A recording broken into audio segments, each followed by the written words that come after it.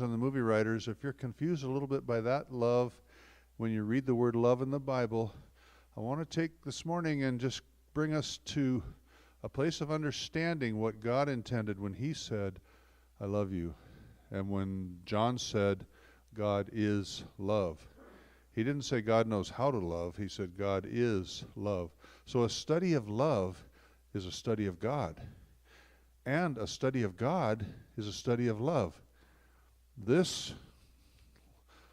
monster little book here is a study of God. It's a study of love. I'm not going to do that to us this morning. I promised Sarah I'd be done today. And so that helps, because normally if I get going, I could go back to Genesis and we can find love all the way through the Bible, because God is all the way through the Bible, and that's our description of love.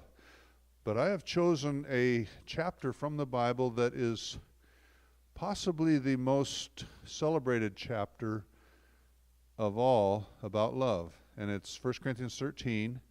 And if you've ever been to a wedding, you possibly have heard some of it read at the wedding. And that's just what Paul wrote, something very special to us. And it's not complete. It's not the full picture of love.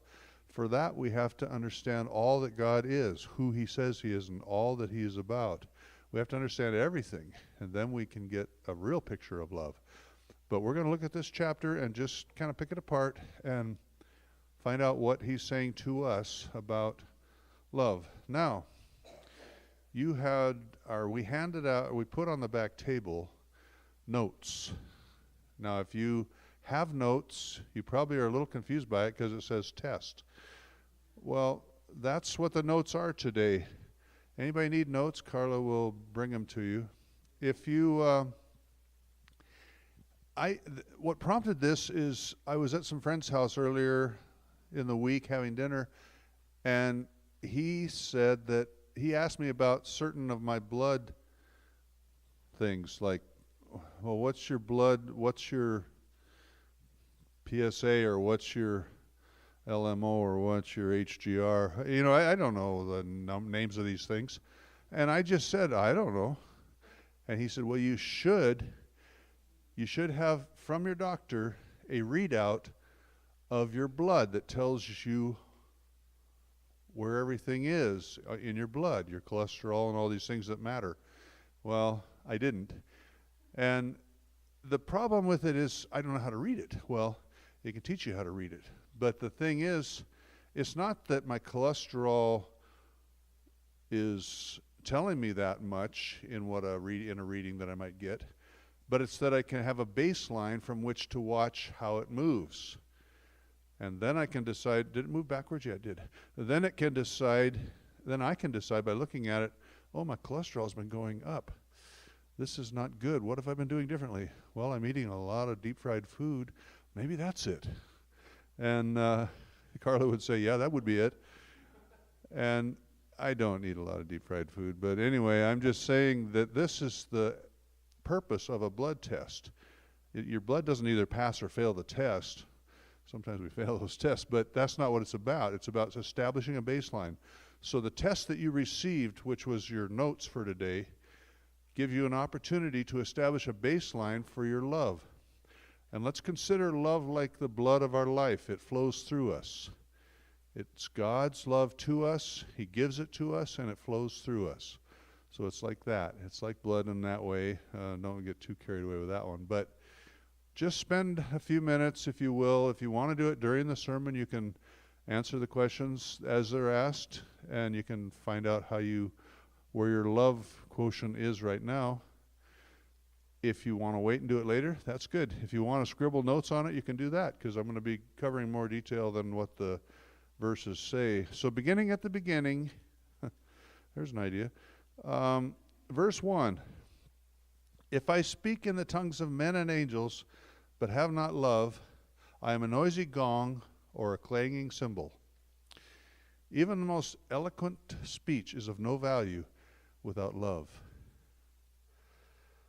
Now, a noisy gong and a clanging cymbal are annoying. But it's not that those words aren't heard, it's that they annoy. You know, I told Carla this earlier in the week that she saw my notes and I had to do some changing because I am annoyed by flattery. And I had to explain to her that flattery is not the same thing as compliment or encouragement. Flattery is just words supposedly to make me feel good. I remember going one time with my dad to buy a car. I needed a car. And we went to this one car dealer, and he had a 61 Plymouth Valiant on the lot. White, forward four-door. You know, I'm a 16-year-old kid. That's not going to really appeal to me. And he spoke to me about the beauty of that car. And he said he wished he had a full lot of them. And he told me how I could be the pride or whatever of the school if I drove one of those. You know, that's flattery. That's just stuff to try to make me buy a car. It's not really honest, and it didn't encourage me at all. And I didn't buy it. For those of you that are car guys and girls, I ended up buying a 65 GTO, bright red, four-speed, extremely beautiful car, extremely fast, and I got in a lot of tickets. But anyway, you know, everything comes with a price, and a red GTO comes with that price. You pay your tickets. But anyway, I didn't buy the white Valiant because I didn't like his. And my dad said to me, he walked me off the lot and he said, "We're not buying anything here." Anybody that tells you he would have a lot full of 61 Valiants if he could is lying. So anyway, I don't like being flattered. Do you like being flattered? I mean, if there's a difference between a compliment and flattery, do you like flattery? No, we don't. It's not great. And that's what it's like a clanging cymbal in our ears. It's like a gong going off. You can hear it. You can hear the words. They just don't sit comfortably in our hearts. Verse 2. And if I have prophetic powers and understand all mysteries and all knowledge, and if I have all faith so as to remove mountains, but have not love, I am nothing. Now, men in our society, speaking to the men more than the women on this particular point, we're often known by what we do. It's our resume. Even if you have the most desired resume possible, if you don't have love, you're nothing. All your accomplishments and talents and abilities are a big zero without love being the motivation. I can have a conversation at a gathering, and I have, with a man whom I don't know if we have a shared interest. And we talk about that shared interest. But in the big picture of relationship, we don't have one. We just talked about something that happened, that we did or do. Sometimes Carla will ask me, my wife, those who don't know Carla, will ask me, that leads me to a rabbit trail. Somebody said, I think it was, where were we? Last week or sometime, said, that lady you're with, oh, it's at the pool, yeah, that lady you were with, my wife. Not your daughter? Nope, my wife. She'll ask me what I talked about when I was talking to an individual at a gathering. And I'll say, well, we talked about motorcycles, we talked about building, we talked about, it's all stuff that we do, all stuff that I own, all stuff that I've tried to do. And, you know, that's back to, if you have all powers and knowledge and these kinds of things, you can have faith to move mountains.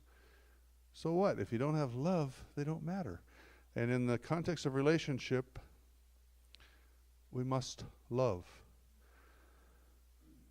And that is one of the indicators of true relationship. Jesus said, if you love me, you will keep my commandments. Notice the order. First, we love him. If you love me, first of all, we love him. And if we do, then we will keep his commandments. It's not the other way around. Now, God spoke to the other way around, where we say we love, but we actually don't. In Matthew 15, verse 8, he says, "This people honors me with their lips, but their heart is far from me." How many would love to have that said of you? No, nobody would. But how many of you fearfully think, that could be said sometimes of me? Be careful, be cautious, be honest with yourself. Don't play games with this. Love emanates from the heart. We say, "I love you with my whole heart." How many times have you said that to somebody? And God says our hearts can be far from him. He is possibly not the love of our lives, even though we say he is.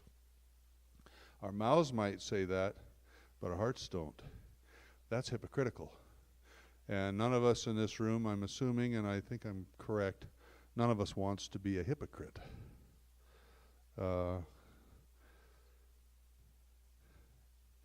When you say "I love you," don't toss it around like a piece of candy. Mean it. Know it when you say it. It's in your heart.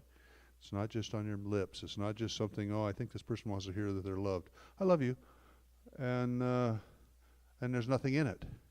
Love first and then say that you love. God, in the next verse after the one I read, "This people honors me with their lips, but their heart is far from me." In the next verse he says, "In vain they worship me." In vain. If you don't have true love for somebody and you're saying words to them about love, it's vain.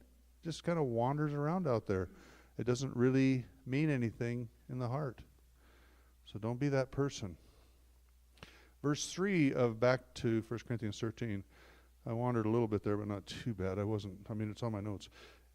"If I give away all I have, and if I deliver up my body to be burned, but have not love, I gain nothing." If a person gives away all that he or she has, that person often does it to satisfy somebody's expectation of them. Either somebody else's expectation or their own expectation of themselves. We may not admit it, but we expect a return on our investment. Paul says that if we do it without love, we gain nothing. There's no return on investment. This past season, we saw entire islands get wiped out in the Caribbean, and we saw the southern tip of the United States get knocked flat. People died, pets died, rescuers died. We sat up here in Oregon and thank God that those kinds of storms don't get this far north and west. We possibly don't know anybody who was in those storms, and yet our hearts are turned that direction. That's love alive in you. That's what love does to you. I spoke last week about sympathy. That's not sympathy. That's the compassion of God in your heart where you feel like, oh man, I wish there's something I could do. What this tells us is that love, God's love, is greater than the people we already know as friends. God's love extends beyond our friendship zone. And we're looking for indicators of biblical love, and this seems to be one. It exists without expecting reciprocation. If you sell all that you have and give it to the rescue effort in Puerto Rico, but you don't have love, you possibly just wasted a bunch of money. Love is the core of our reasons. It's the heartbeat of our expression. It's the blood that flows through us. Now, I think I don't have it in front of me, but on your test, I think I asked you on the first 3 verses maybe to write down if you feel like you have an issue or you identify with any of those. And then I also said, if you said yes to any of them, explain that as best you can. It's not for me. It's not for any teacher. It's for you. It's a blood test to check back on and see how you're growing in your walk with God, how you're growing in your love. Because every relationship has love in it, except some have more hate than love. And you know how those are. Those aren't any fun at all. So, verse 4 and 5. Love is patient and kind. Love does not envy or boast. It is not arrogant or rude. It is not to insist on its own way. It is not irritable or resentful. Now, these negative attributes are different descriptions of the same attitude. When we are patient and kind, we are not arrogant or rude, irritable or resentful. Huh? We are not those things when love is running our life and we are patient and kind. Another word that describes most of those negative actions is selfish. And at some point in this series on relationships, one of us pastors may speak more about selfishness and how that interferes in relationships. But I'm not going to talk about that right now. In the context of love, it is important to notice the impact of love. Selfishness causes us to be unkind and impatient. Anybody fit that category once in a while? I see heads nodding both ways. Love makes us patient and kind. It's God's love that changes that. The human nature is to be impatient and unkind. Verse 6 of 1 Corinthians 13. Love does not rejoice at wrongdoing, but rejoices with the truth. This is a little difficult to interpret, so let me just give you my thoughts on it, and then we can go from there. This is about wrongdoing, not about adverse events. Some people have mistakenly thought that this was about calamities. It's about wrongdoing, not wrong happenings. Don't find pleasure in disobeying God's laws. Instead of justifying yourself, you ought to be repenting. When you repent, you admit to wrongdoing and the desire to stop. There's no rejoicing. And then verse 7 in the same chapter, love bears all things, believes all things, hopes all things, endures all things.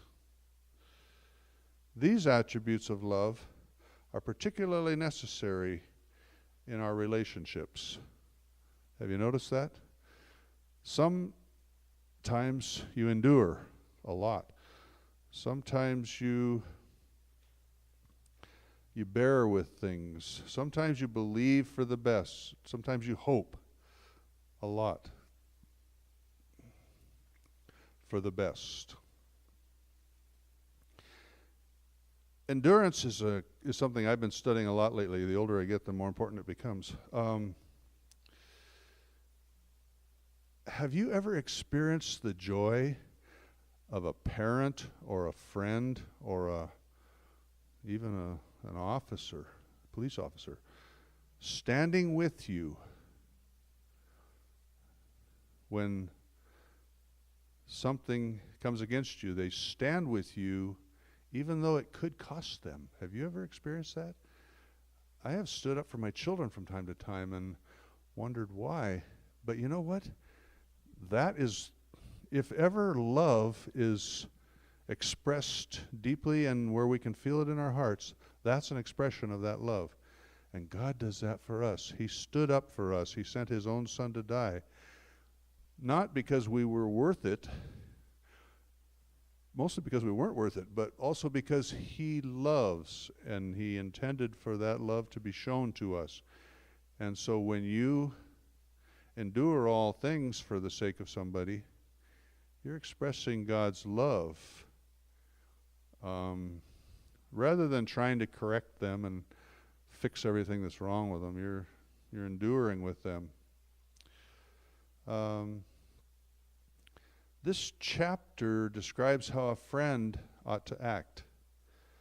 Check yourself if you're on the test page. I don't know. Are you a good friend?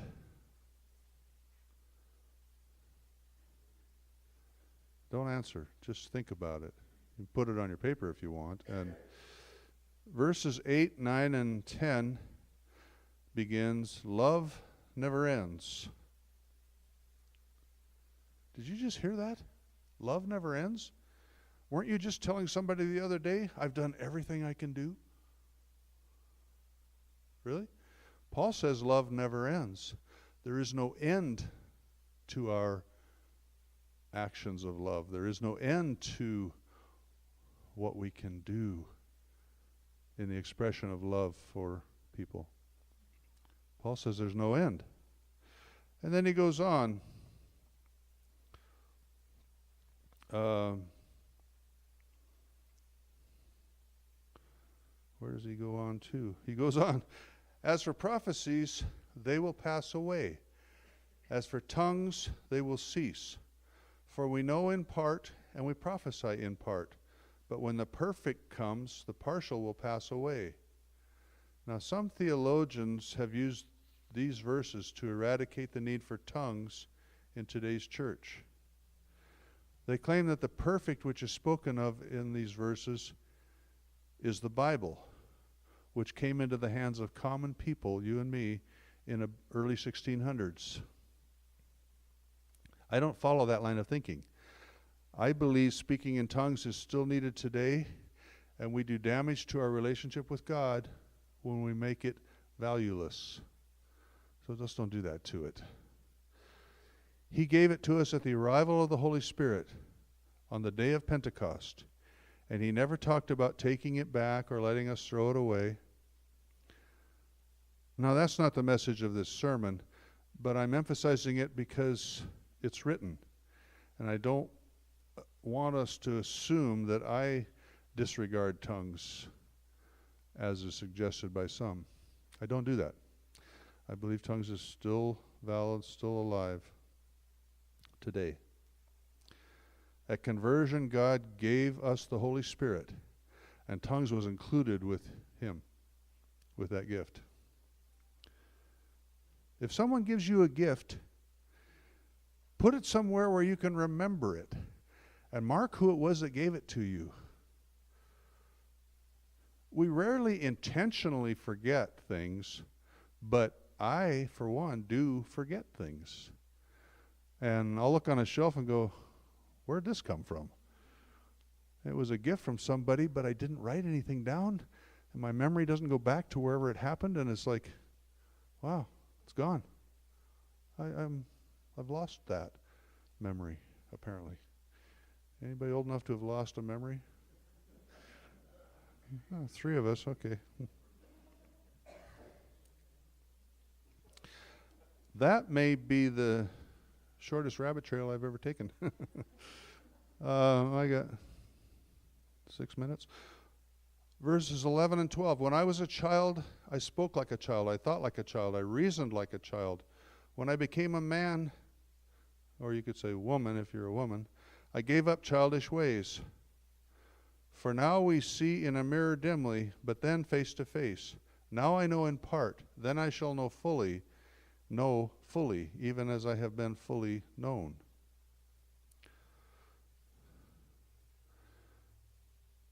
I refer us back to verse 10, which said, when the perfect comes, the partial. No, that's what I'm reading right now. Oh, I'm sorry. Verse 10, is it up there? Okay. Love never ends. When the perfect comes, the partial will pass away, verse 10. So here Paul says, now I know in part, then I shall know fully. I believe we are still waiting for then. It probably relates to the second coming of Jesus and the final judgment. This much we do know. Paul did not consider himself to obtain perfect knowledge yet. Do you see that? For now we see in a mirror dimly. Notice he's been a child, but he's grown up. He still sees in a mirror dimly. And he knows in part. Who do we think we are, standing up and spouting something that we're convinced about? That how do we think we even know for sure?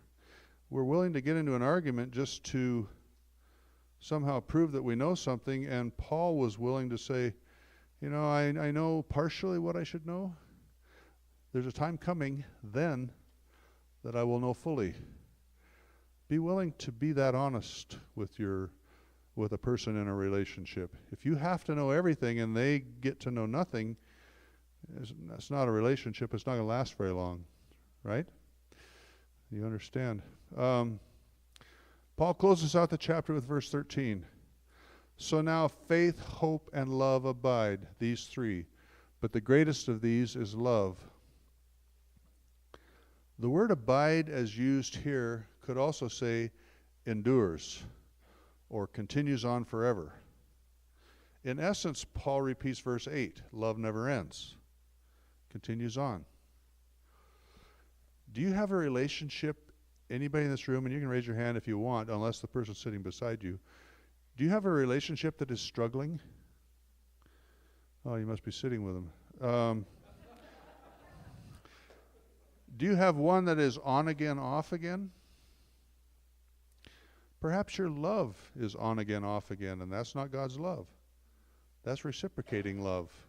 I love you when you act like a certain way, or I love you when you wear that certain outfit, or I love you. Anyway, no. Biblical love is God's love, which doesn't move around with our responses. He loves us continually and constantly. And as you're in a relationship, that is the love that you have for the person in the relationship. Let's summarize this chapter. Love is the essential component of a relationship. For God so loved the world. It doesn't say for God was so angry at the world, or God was ruling the world so well. It says he loved the world. That's the deciding emotion between him sending his son, before he sent his son. Love is eternal. So relationships within the eternal family of Christ, all these that we have in here, must be built on love. Love is eternal. We must build our relationships on eternal love. Now that may not be easy. Anybody nod to that? Just nod, your spouse won't see you. It's not always easy. And it might require some specific work on your part, but we don't have a choice. Love is not an elective in the kingdom of God. It's a requirement for graduation. It's required. Number 3, we cannot perform for more of God's love. It doesn't work like that. He loves us intentionally, unconditionally. He doesn't love you because you danced really well that Sunday, or you sang really loud, or any of that. He loves you intentionally before and because of, that's who he is, not because of what you did. So you're not going to earn more and get more from him. Number 4, love must be part of our character. It's not something we do and then don't do. Have you been in a relationship where you can actually kind of tell when someone loves you and then doesn't love you, or they act like they love you and then they don't act like they love you? Have you ever been in one of those relationships? Yeah, I see some nodding. It's tough, it's difficult. And love is particularly necessary or helpful in those difficult relationships.